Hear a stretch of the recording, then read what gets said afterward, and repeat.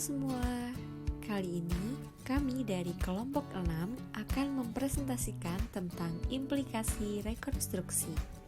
Sebelum lanjut ke materi, yuk kenalan dulu. Di kelompok 6 ini ada Prihatini Dwi Utami, Safrina Amalia Putri, dan Wike Audi Vivian.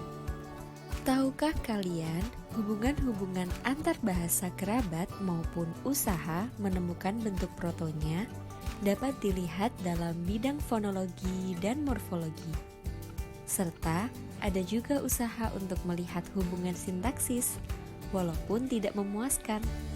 Adapun sejumlah kesimpulan teoritis yang dapat memberi gambaran yang lebih jelas mengenai peristiwa perkembangan bahasa-bahasa itu pada masa lampau yang akan kita bahas pada presentasi kali ini.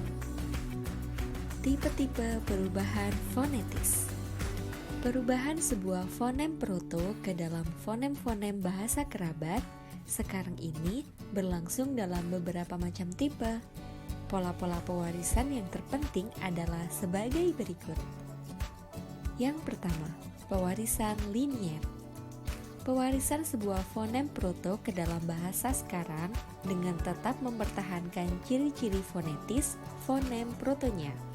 Misalnya, fonem Austronesia purba dalam kata ikan diturunkan secara linier dalam kata ikan pada bahasa Melayu sekarang.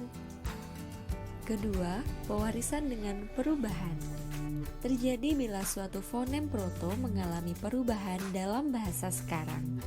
Misalnya, fonem proto Austronesia purba, I dalam bentuk ikur yang berarti ekor, berubah menjadi fonem E dalam kata ekor bahasa Melayu. Yang ketiga, pewarisan dengan penghilangan. Merupakan suatu tipe perubahan fonem di mana fonem proto menghilang dalam bahasa sekarang. Misalnya, dalam kata Latin santir, yang berarti merasa, menjadi sentir dalam bahasa Prancis. Dan juga kata lamps berarti lampu dalam bahasa Latin, menjadi lamp dalam bahasa Barat modern. Yang keempat, pewarisan dengan penambahan. Merupakan suatu proses perubahan berupa munculnya suatu fonem baru dalam bahasa sekarang. Sedangkan dalam bahasa proto tidak terdapat fonem semacam itu dalam sebuah segmen tertentu. Dalam beberapa bahasa, proses ini disebut dengan istilah vokalisasi atau nasalisasi hormogan. Kelima, penanggalan parsial. Suatu proses pewarisan di mana sebagian dari fonem proto menghilang dalam bahasa kerabat, sedangkan sebagian lain dari ciri fonem proto bertahan dalam bahasa kerabat tersebut. Misalnya, dalam kata acknowledgement, fonem K bertahan sedangkan dalam kata knowledge, fonem K menghilang, walaupun secara ortografis dipertahankan. Yang keenam, perpaduan atau disebut measure. Suatu proses perubahan bunyi di mana dua fonem proto atau lebih berpadu menjadi satu fonem baru dalam bahasa sekarang. Dapat berwujud penggabungan antara satu fonem purba dengan satu ciri fonetis dari fonem lainnya. Ketujuh, pembelahan, split, adalah suatu proses perubahan fonem di mana suatu fonem proto membelah diri menjadi dua fonem baru atau lebih, atau suatu fonem proto memantulkan sejumlah fonem yang berlainan dalam bahasa kerabat atau dalam bahasa yang lebih mudah. Misalnya, dalam bahasa Latin, fonem K menurunkan tiga fonem berbeda dalam bahasa Prancis, yaitu fonem K, S, dan S. Sekilas jika dilihat, fonem S dan S memiliki kesamaan bentuk. Yang membedakan hanya salah satunya terdapat tanda aksen. Nah, yang tidak terdapat tanda aksen dibaca sama. Contoh penggunaannya pada kata has, yang berarti strawberry. Jika terdapat tanda aksen di atasnya, maka dibaca dengan jelas S. Contohnya pada kata sekem yang berarti ulang.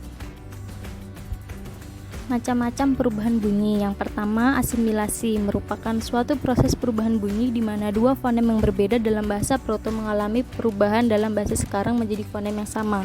Asimilasi dibagi menjadi tiga, yaitu melihat sifat penyamaan yang terjadi, maka asimilasi dapat dibedakan pula atas asimilasi total dan asimilasi parsial. Melihat arah penyesuaian fonem, maka asimilasi dapat dibedakan atas patalisasi atau perubahan yang terjadi atas konsonan K yang berubah menjadi konsonan palatal karena pengaruh vokal depan, atau sebuah fonem dental menjadi fonem palatal karena pengaruh vokal belakang. Labialisasi atau suatu proses yang terjadi pada vokal karena bibir yang menentukan ciri-ciri fonem yang mengalami perubahan itu. Dan forengialisasi. Yang kedua yaitu disimilasi. Proses ini berwujud perubahan serangkaian fonem yang sama menjadi fonem-fonem yang berbeda. Disimilasi terjadi karena kelegaan. Disimilasi juga mencakup hipologi, yakni proses menghilangnya sebuah segmen dalam sebuah bentuk yang terjadi karena dua segmen yang sama dan berurutan disusutkan sehingga hanya satu kali muncul. Contoh kelelawar menjadi kelawar, perlahan-lahan menjadi pelan-pelan dan sebagainya.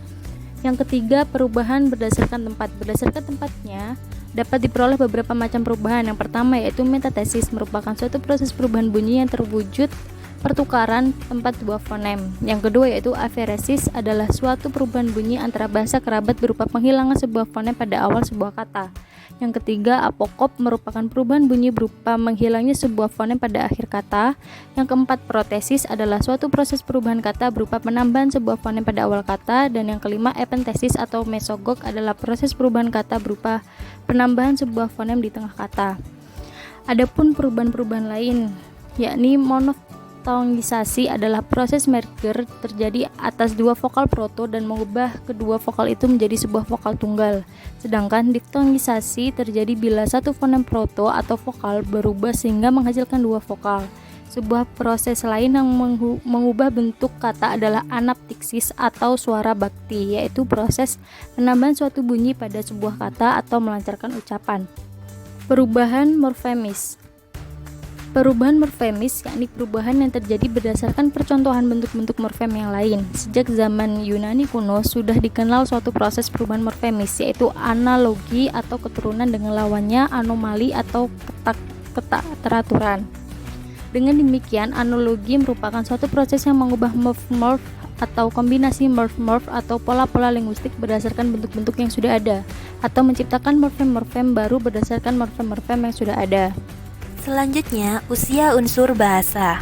Usia unsur bahasa pada bahasa-bahasa Eropa. Penetapan usia unsur bahasa dapat juga dilakukan dalam sebuah bahasa.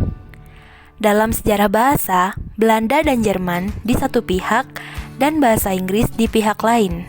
Terdapat korespondensi suatu masa yang terpisah, dan kaidah-kaidah itu harus dinyatakan pula dalam urutan kronologisnya. Jika kaidah semacam itu yang terdapat dalam semua bahasa kerabat dikumpulkan bersama-sama, maka secara ideal dapat diramalkan hasil yang berbeda-beda dalam bahasa-bahasa kerabat itu. Lalu, usia unsur bahasa pada bahasa Austronesia Barat.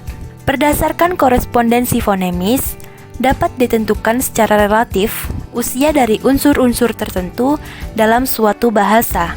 Dalam menetapkan korespondensi fonemis untuk menentukan usia unsur-unsur bahasa, harus mempergunakan bahan-bahan dari linguistik deskriptif. Terakhir ada status bentuk rekonstruksi. Bagi setiap keluarga bahasa, bahasa proto dapat dianggap sebagai suatu bahasa induk yang khusus. Sedangkan bentuk-bentuk rekonstruksi dapat diperlakukan sebagai mewakili bahan dokumentasi dari zaman sejarah.